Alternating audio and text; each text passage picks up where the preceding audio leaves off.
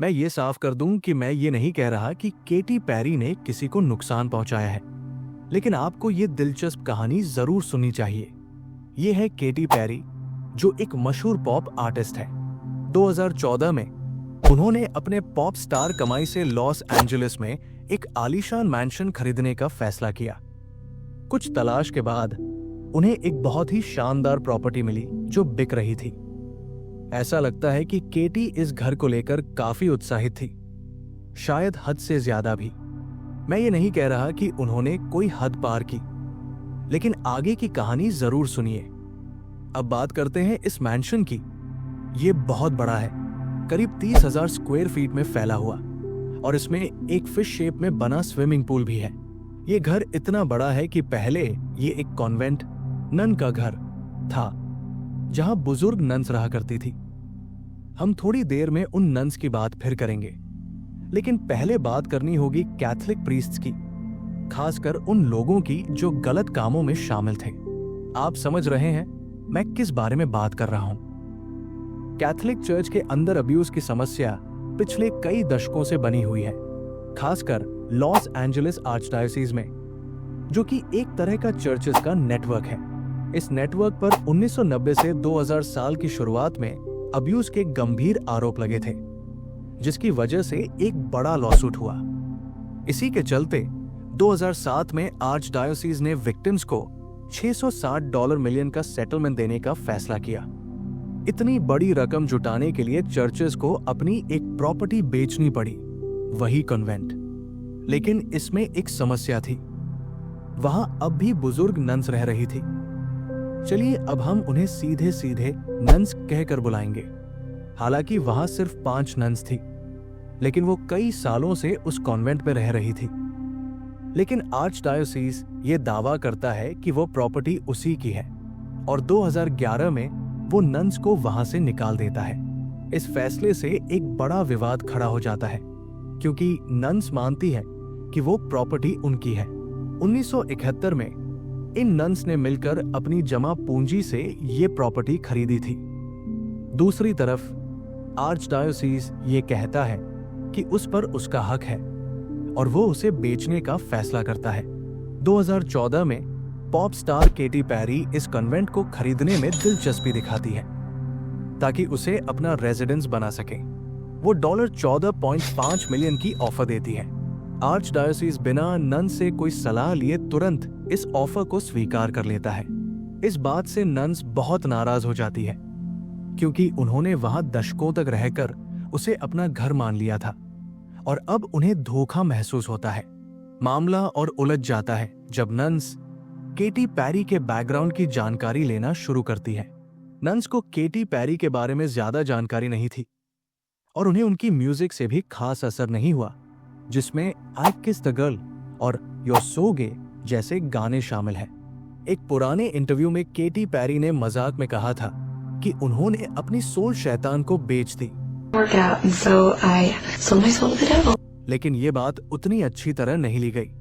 इस वजह से नन्स को लगता है कि कोई ऐसी इंसान जो ऐसा क्लेम कर चुकी हो, उसे अपने पुराने घर में नहीं आने देना चाहिए। शांति बनाए रखने के लिए आर्चडायोसीज एक मीटिंग रखता है नन्स और केटी पेरी के बीच। 2015 में केटी पेरी खुद वहां आती है और कोशिश करती है कि नन्स का दिल जीत सके। वो उन्हें समझाती है कि सोल बेचने वाली बात मजाक थी और इसे लिटरली नहीं लेना चाहिए। साथ ही वो ये भी बताती है कि वो खुद काफी रिलीजियस है। ये बात जानना दिलचस्प है कि केटी पेरी एक बहुत ही क्रिश्चियन माहौल में पली बढ़ी। उनके दोनों पेरेंट्स पेंटिकोस्टल पास्टर्स थे, और उनका पालन पोषण इतना स्ट्रिक्ट था कि उन्हें डेविल्ड एग्स को भी डेविल्ड नहीं कहना था। वो उन्हें एंजल्स एग्स कहा करती थी।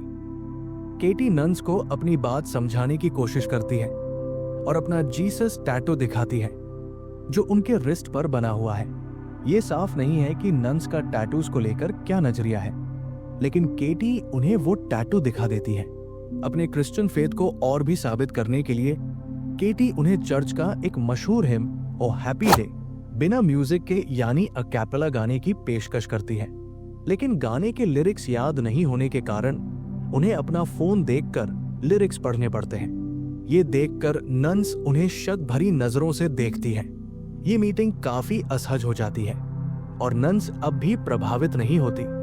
उनका मन नहीं बदलता, लेकिन कैथोलिक चर्च का असर बहुत ज्यादा है और वो ये प्रॉपर्टी केटी को बेचने के लिए पूरी तरह तैयार है। नन्स खुद को बेबस महसूस करती है जब तक कि वे खुद कोई कदम उठाने का फैसला नहीं करती। उन्हें पूरा विश्वास है कि ये प्रॉपर्टी उनकी है, इसलिए वे खुद इसे बेचने की योजना बनाती है।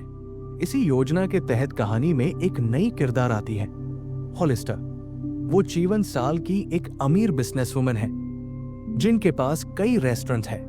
हॉलिस्टर इस प्रॉपर्टी को खरीदने की इच्छा जताती है और उसे एक बुटीक होटल में बदलने का प्लान देती है। नन्स इस डील के लिए तैयार हो जाती है और आर्चडायोसीस को बताए बिना प्रॉपर्टी बेचने का फैसला कर लेती है। नतीजा ये होता है कि एक ही प्रॉपर्टी 2 बार बेची जाती है, एक बार केटी को और एक बार हॉलिस्टर को। हालात जैसे भी हो, नन्स प्रॉपर्टी का डीड हॉलिस्टर को ट्रांसफर कर देती है और हॉलिस्टर तुरंत वहां शिफ्ट हो जाती है। दूसरी तरफ केटी पैरी इस पूरे मामले को चुनौती देने का फैसला करती है। उन्हें लगता है कि उन्होंने पहले ही लीगल तरीके से प्रॉपर्टी खरीदने की प्रक्रिया शुरू कर दी थी, इसलिए अब उन्हें एक्शन लेना होगा। लेकिन केटी सीधे नन्स पर मुकदमा नहीं करती, क्योंकि ऐसा करने से उनकी पब्लिक इमेज पर बुरा असर पड़ सकता था। इसके बजाय वो हॉलिस्टर पर लॉसूट करती है, ये कहते हुए कि ये सेल वैध लेजिटिमेट नहीं है। इससे एक लंबी कानूनी लड़ाई शुरू हो जाती है 2 अमीर महिलाओं के बीच एक पुराने कॉन्वेंट को लेकर। यह केस कई सालों तक चलता है और इसमें शामिल सभी लोगों, खासकर बुजुर्ग नन्स के लिए बहुत तनावपूर्ण साबित होता है।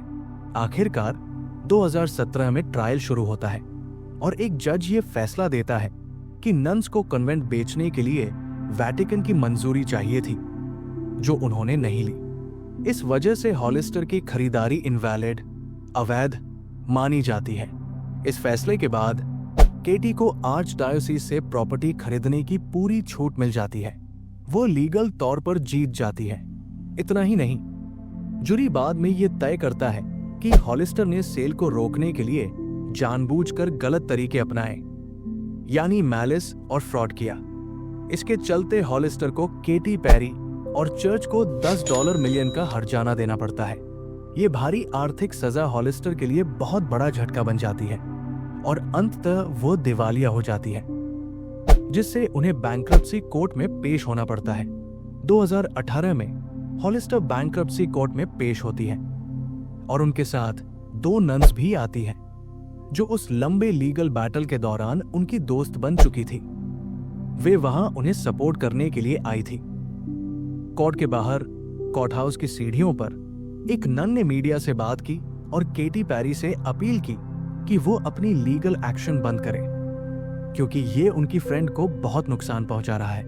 दुखद रूप से उसी दिन कुछ घंटे बाद वही नन कोर्टरूम में बेहोश हो जाती है और उन्हें हार्ट अटैक आता है। उनकी उम्र 89 साल थी और वही उनकी मौत हो जाती है। एक और नन ने बाद में कहा कि लॉसूट का तनाव इस मौत की एक वजह हो सकता है। ऐसा नहीं कहा गया कि केटी पैरी सीधे तौर पर जिम्मेदार थी, लेकिन उस नन को जरूर ऐसा लगता था। आखिरकार केटी को उस प्रॉपर्टी को ऑफिशियली खरीदने के लिए वेटिकन की अप्रूवल चाहिए थी, लेकिन बातचीत असफल हो गई और उनका परचेज ऑप्शन एक्सपायर हो गया और इस तरह अंत में वो प्रॉपर्टी किसी के भी पास नहीं गई, न केटी के पास, न हॉलिस्टर के पास।